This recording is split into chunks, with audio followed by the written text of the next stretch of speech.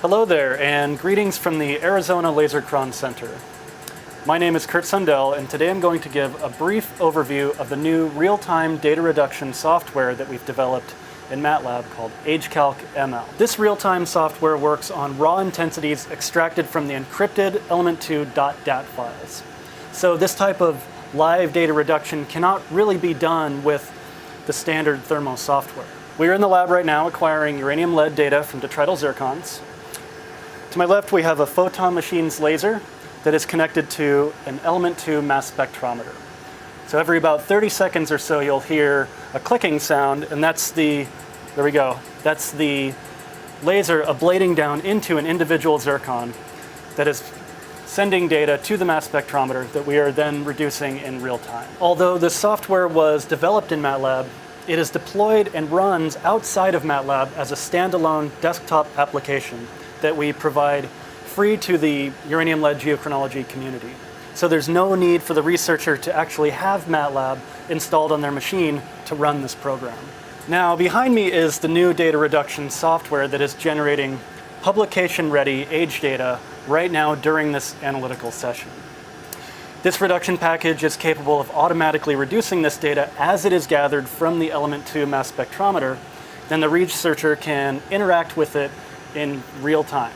On a single screen, the researcher has access to all of the information they would need in order to quality check the data, interpret the results, and all with the full data visualization functionality that you get with MATLAB. Here on the top left is the fractionation correction panel that shows the standard sample bracketing and uncertainty propagation for the individual zircons of unknown age. At any point during the analytical session, we can take advantage of the interactive nature of these MATLAB plots. For example, we can zoom in and check out the details of the session drift.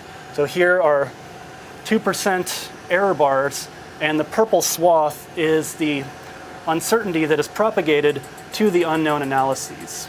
And so you can see we're right on target for this analytical session. To the right is a session details panel. This contains a summary of plots for the different reference materials of known age, as well as a variety of plots for unknown analyses. Again, these are fully interactive and can be manipulated during the analytical session or even exported and saved at any point. The user also has access to information about individual analyses. So they can go through and quality check on a grain-by-grain basis in terms of isotopic intensity, as well as in terms of concordance. So an individual Concordia plot is generated for each individual sample. Some of these analyses have been flagged in red. These are removed from further consideration based on a number of user-defined filters that can be changed at any point during the analytical session. The filtered results are compiled and displayed as age distribution plots. These can be shown as probability density plots, kernel density estimates, histograms, or any combination of those three. The program also tells the user how many accepted analyses they have up to that point.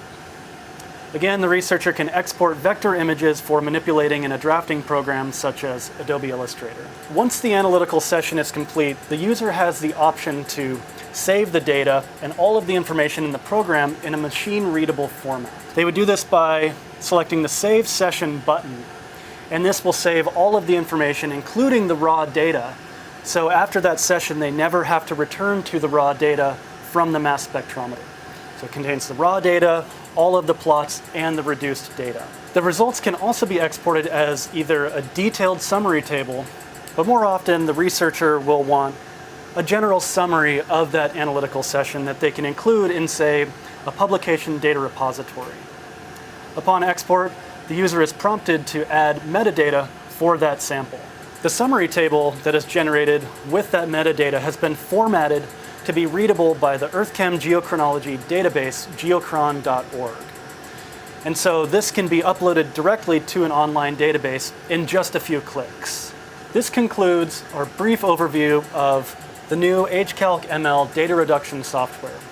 If you're interested in more information, you can click on the link below, or you can always contact us directly here at the Arizona Lasercron Center. We look forward to hearing from you. Thanks.